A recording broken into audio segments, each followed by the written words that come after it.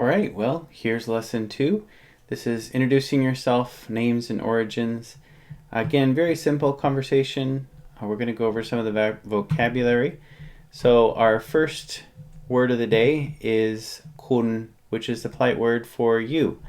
Thai pronouns are quite complicated, but you'll be safe if you stick to some of the simple, polite ones. And the word typically used for you in a polite way is kun, kun. Again, we have the audio on the website, studythainow.com. Kun. So you can play that there. The word for a name is chu, chu. So you can say your name what to mean what is your name. Kun chu arai, kun chu arai. คุณชื่ออะไร There you go.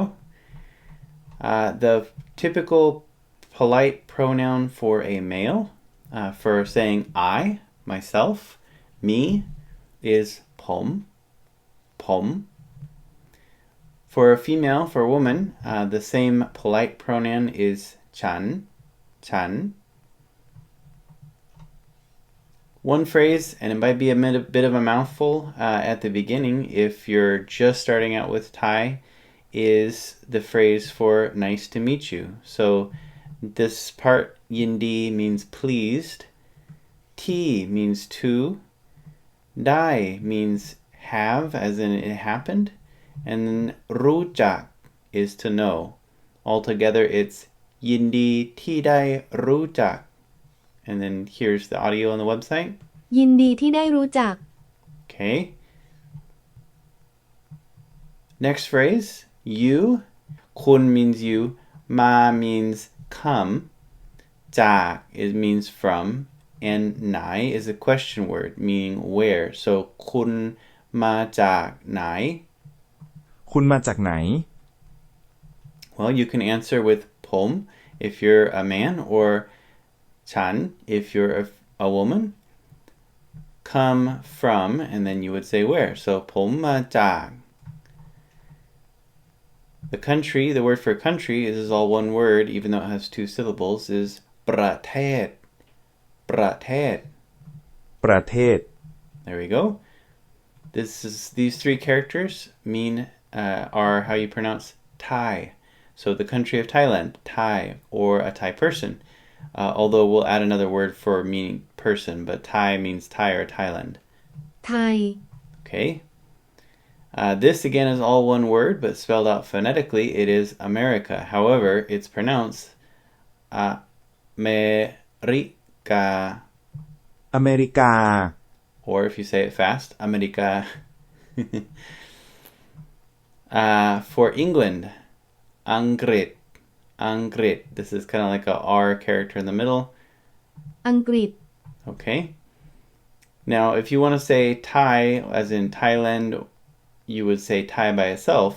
But this word right here preceding it, kon, is the word for a person. So kon Thai means a Thai person.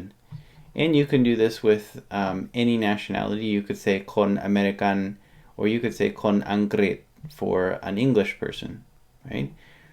So let's say we have a dialogue. And I'm just going to play the audio for these.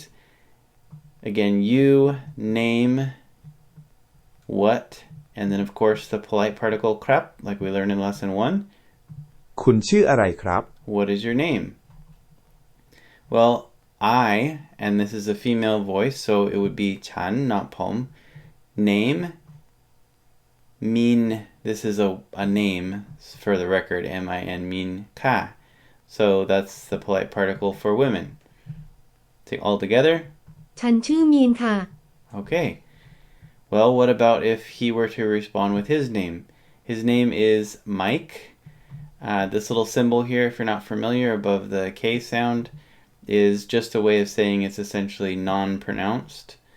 Usually you'll see this with borrowed foreign words. So my, I, and then name, Mike, and then krap, the polite particle, all together. ผมชื่อไมค์ครับ Okay. So now we have our it's nice to meet you, and then we always add the polite particle at the end. So all together. ยินดีที่ได้รู้จักครับ And she responds with the same thing. ยินดีที่ได้รู้จักค่ะ Okay, now we have our question. Where are you from? You, polite word for you, come from, where, and then polite particle for women when it's a question. So not a falling tone, but a high tone. All together. คุณมาจากไหนคะ Okay. His response, I, the polite pronoun for I if you're a man, come from America, and then the polite particle. All together? ผมมาจากอเมริกาครับ Okay. Where does she come from? She uses the polite female particle for our word for I or me, which is chan. Ma means to come. Jak means from. Angkrit means England, and then polite particle for women.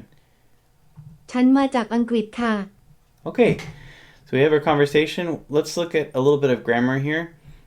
Pronouns, again, very complicated in the Thai language. There are many pronouns to mean just me or you. But since this is a basic lesson, we'll just stick to pom for a man and chan for a woman, all of those meaning I. And then kun would mean you. We went over polite particles in lesson 1, but again, just a review, krap for men and ka for women. At the end of the sentence, you can kind of think of them like a punctuation mark. They have no meaning in themselves, but when you use that at the end of a phrase or sentence, it adds a feeling of politeness, of respectfulness, of like you have respect for the other person. So we want to get in the habit of that, especially when we meet someone new that we're talking with. I say they don't have meaning, and I threw this in here in the grammar notes just so, because every rule has an exception.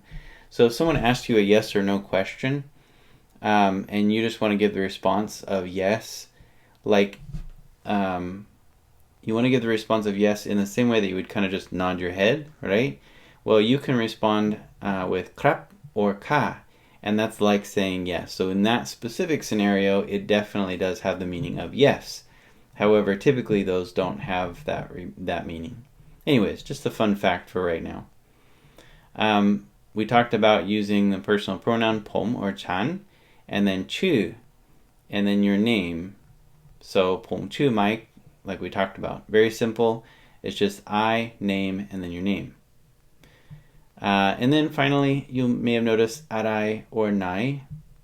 We put the question word at the end of the sentence, and it becomes a question word. So, kun ma jak nai, and you put that nai at the end, with the exception, of course, you have the polite particle at the very, very end, and now you have made a basic question phrase.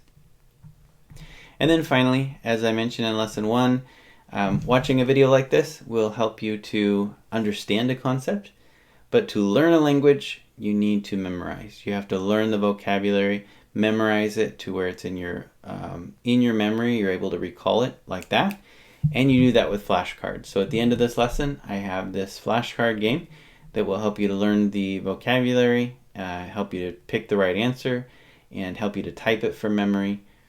So hopefully that'll help you with getting these basic vocabulary in your memory so that you can make these phrases and then you can have a conversation with someone.